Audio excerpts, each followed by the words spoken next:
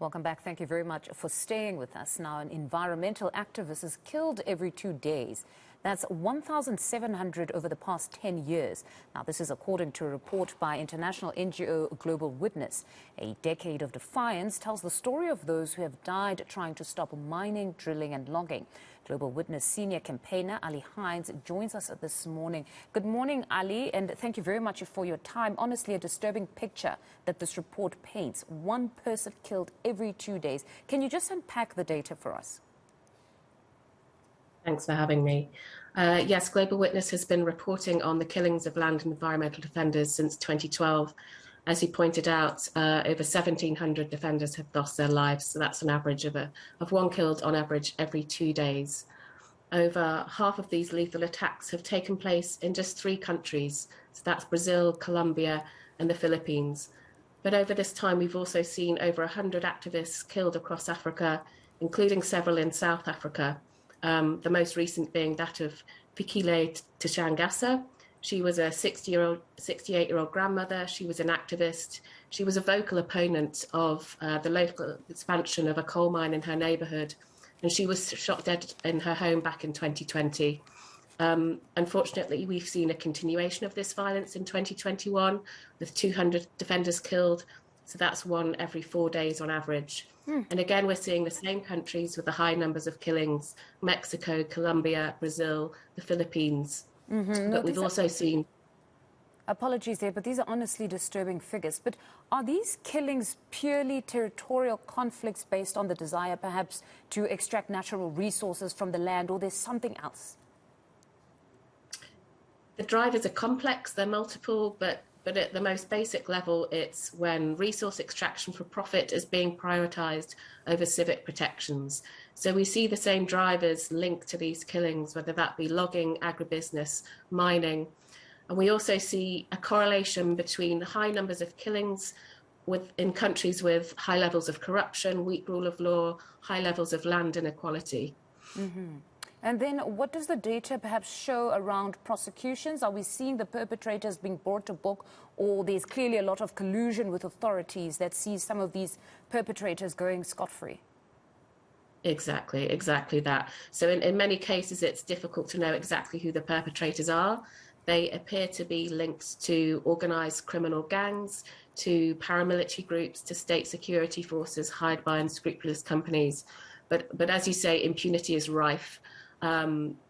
Defender killings are very rarely investigated credibly, never mind a perpetrator brought to justice.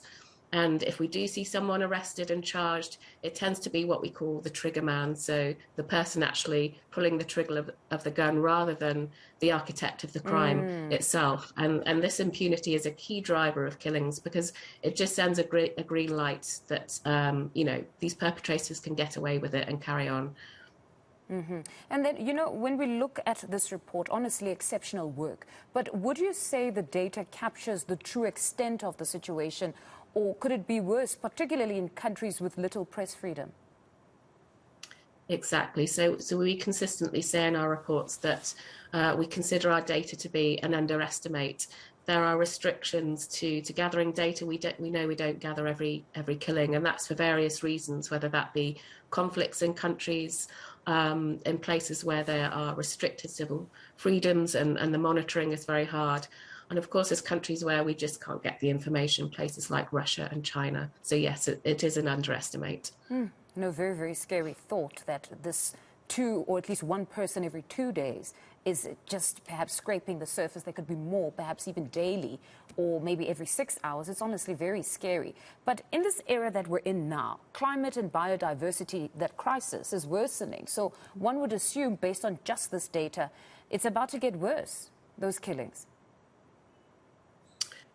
Well, I think the figures do remain high, and that can make grim reading.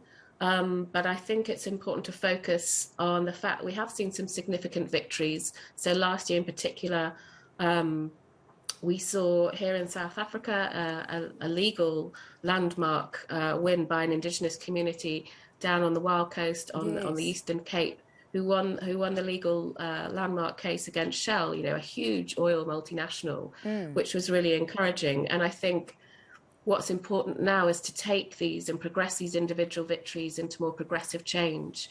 And we are seeing that. We saw the Escazú Agreement brought into force last year in 2021. It's the first legally binding environmental and human rights treaty in Latin America and the Caribbean. And it will commit countries to preventing and investigating the murders of environmental defenders. It's still to be ratified by some key countries, but that's an encouraging step. We're also seeing the European Union progress legislation, which will commit companies to being responsible for any environmental and social harms in their supply chains. And I think why that's important is in so many cases that we see where we investigate, it may be domestic companies in the global south that are directly driving these harms, but we nearly always see international supply chain links, whether that be big consumer brands buying palm oil or soy from these companies, or high street banks that are financing these companies. So that's really important legislation. So some positive steps, but there's a lot of work to do still. There's certainly a lot of work to do. Ali, thank you very much for your time this morning. That was a Global Witness senior campaigner Ali Hines speaking to us. To KZN now.